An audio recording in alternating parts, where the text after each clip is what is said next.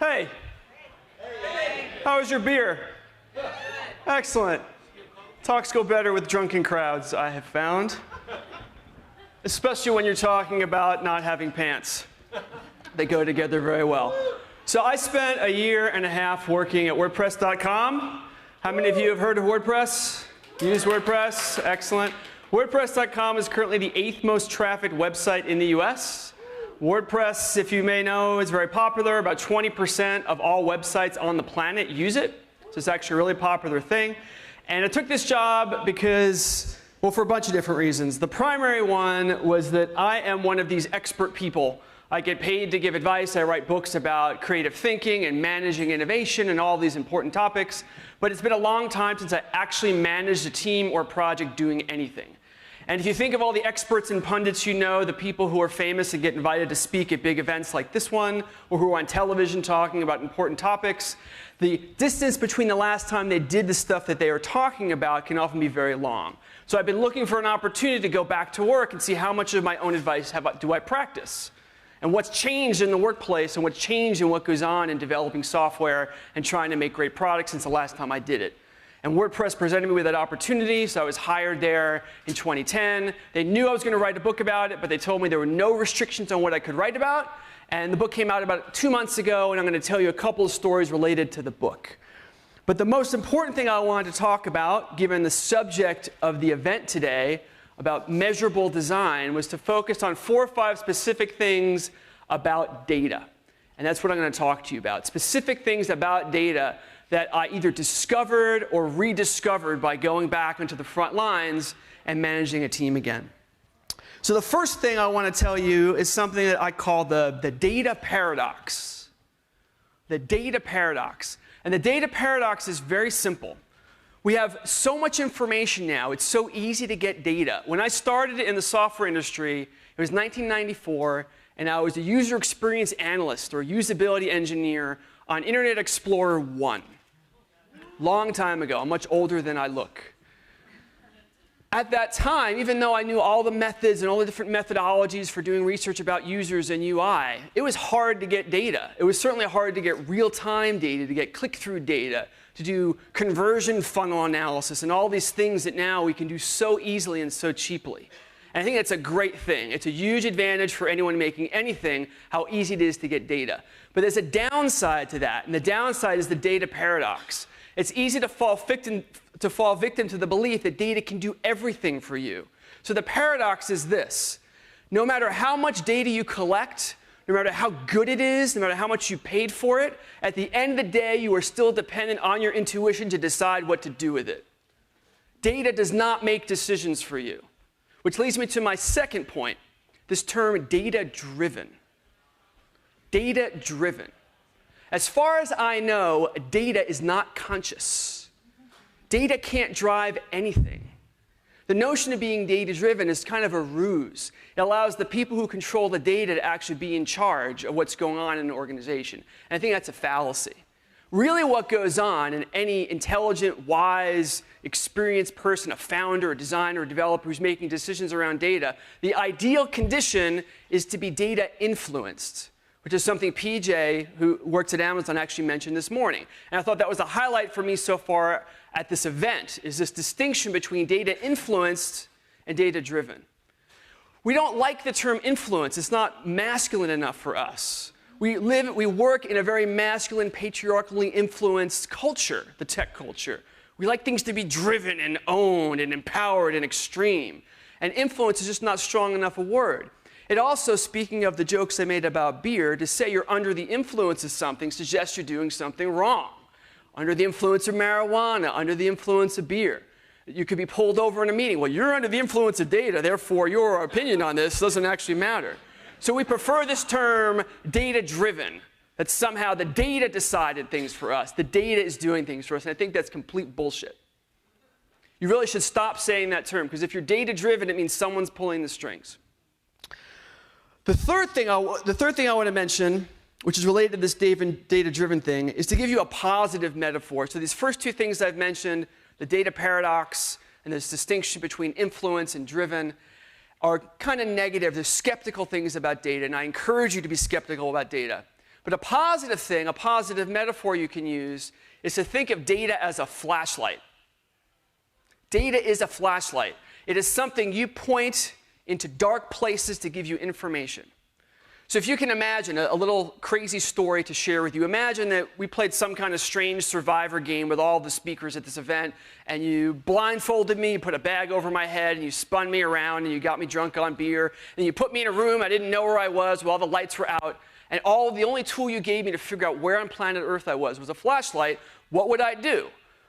Well, I'd take the flashlight, I'd turn it on, and I'd point it in a direction, and I'd look and see what data is there. Oh, it looks like a wall. Okay, I'm going to point in this direction. What data is there? Oh, it's another wall.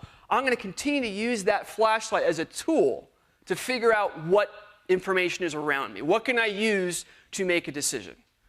That's one of the best metaphors for thinking about data. It's just a flashlight.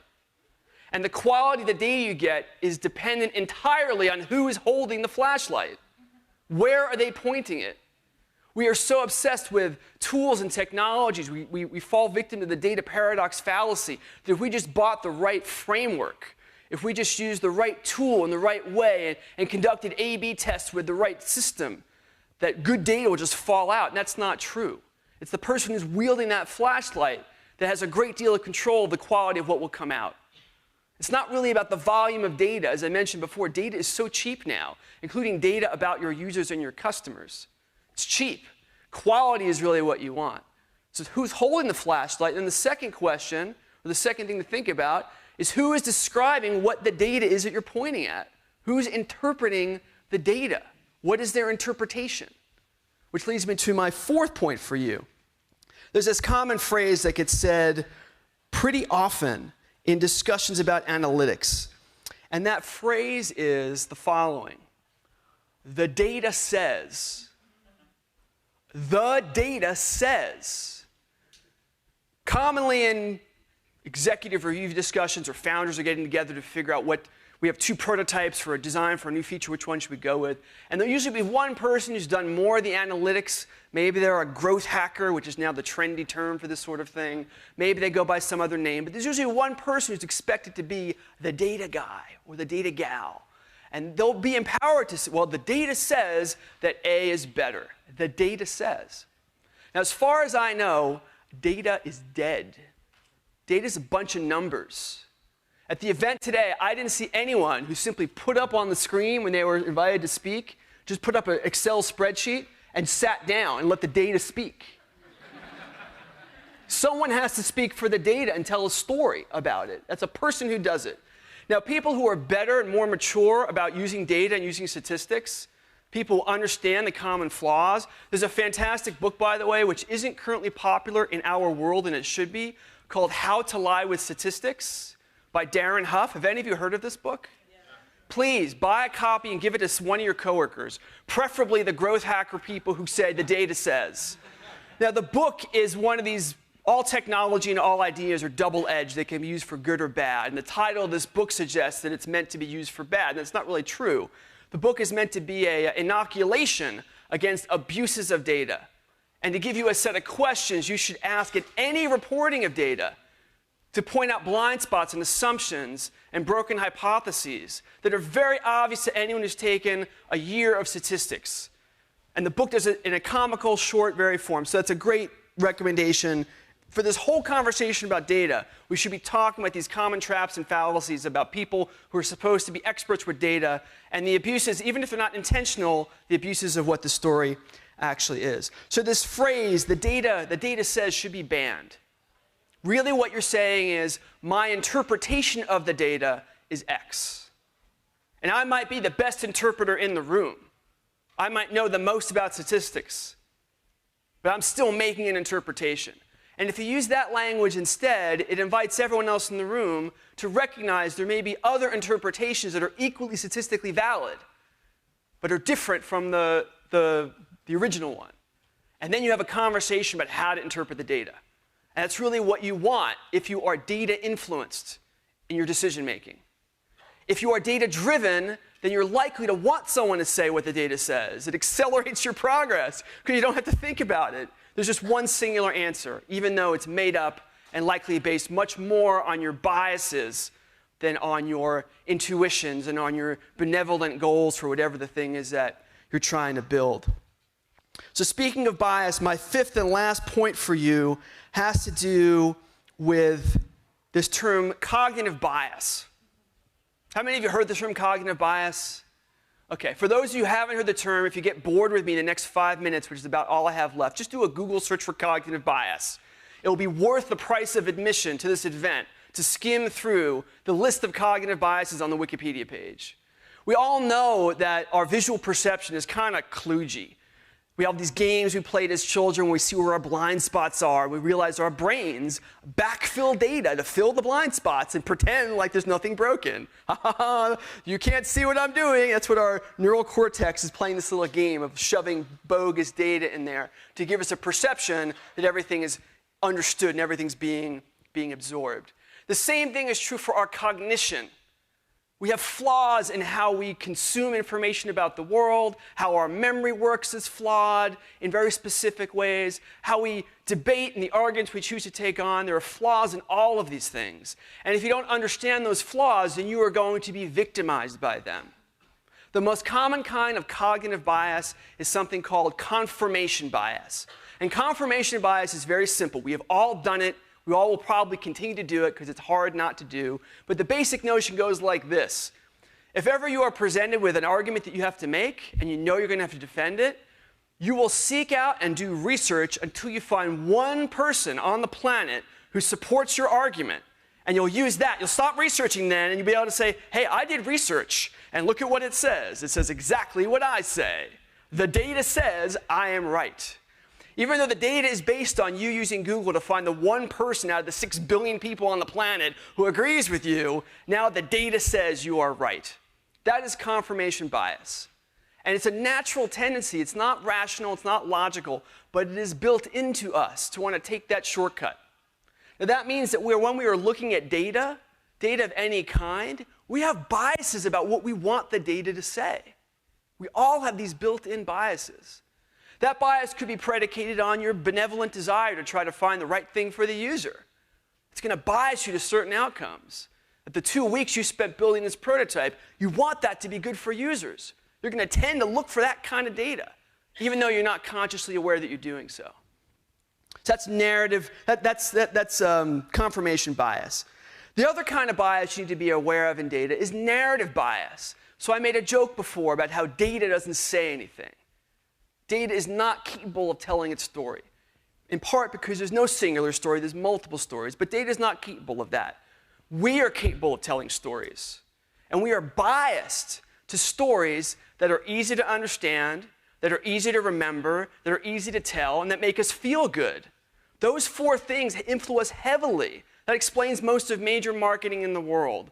It explains why books are sold and making these enormous promises to you that logically you know are not true, but you buy the book anyway. You start the diet anyway. Dan Ariely goes on and on about this disconnect between how we absorb stories and how our logical brains process what we think are the right ways to make decisions. So narrative bias is built into how we think about data. And it's a bias that works against what might be there. It's entirely possible you could collect all of this data, and it's inconclusive. Or, as is much more common the case, there's multiple stories there that are equally valid. You have one story, you're doing an A/B test, you have 2 prototypes, and the data says that A is better for certain things, but B is better for other ones. There's 2 different stories, not a singular one.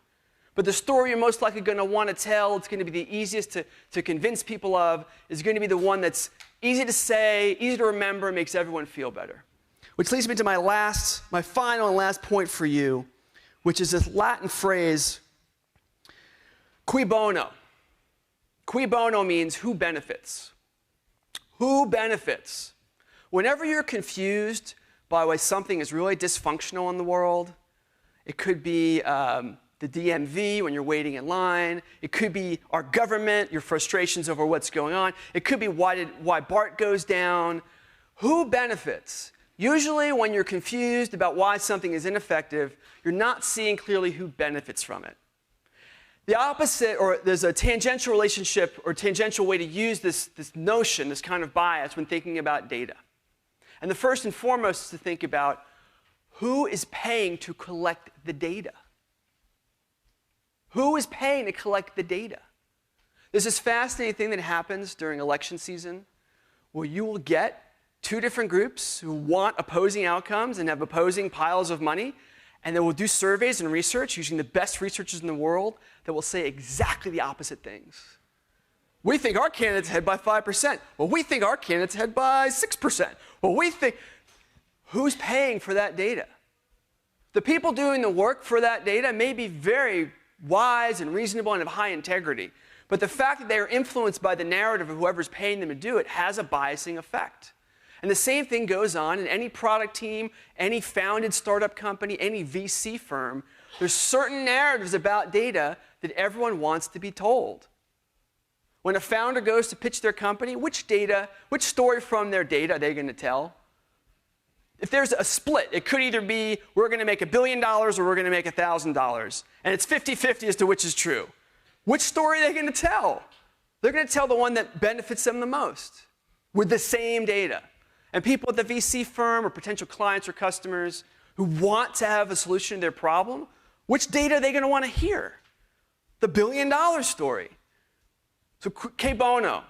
It's a part of this story about thinking about data. You as a designer or a developer, any data set you look at that affects what you're going to work on next week or next month, or is going to be a judgment about the stuff you just built, you have heavy biases about how you're going to look at the sea of data and sort it out. You can't fully turn those biases off, but being aware of them and making sure that's part of the conversation you have with your coworkers about how you're going to analyze the data can only help you. If you diminish the number of negative biases you have about thinking about how data should affect decisions, it will only make your decision-making better. So to sum up my 5 points for you, the data paradox, no matter what you do at the end of the day, you're going to be basing your decision on intuition. Preferably, it's influenced by data. Can't be data-driven. That's a fallacy. Influenced by good data. Third, data is a flashlight. Doesn't do anything on its own. It's dependent on who's pointing it and who's interpreting whatever you see when you point it somewhere. Fourth, the phrase the data says should be banned. At best, someone who's wise can interpret the data, and that invites other interpretations that will be equally valid and makes that part of the conversation about the data. What's our bias in this answer? How could we be wrong? What equally valid hypotheses are there that we are overlooking because we're assuming there's a singular story to be derived from the data? And then lastly, cognitive bias. I rattled off a few of them. The Wikipedia page lists a ton of them. Cognitive bias affects how we deal with information overload. And some of that stuff is negative. And the sooner you recognize how those things impact you, the better. So that's my story. If you like the way I think about things, you want to know how someone with my kind of thinking and these questions about data survived a year and a half working at a crazy company like WordPress.com, I hope you check the book out. And I hope you enjoy the rest of the day. Thanks for listening. Thank you.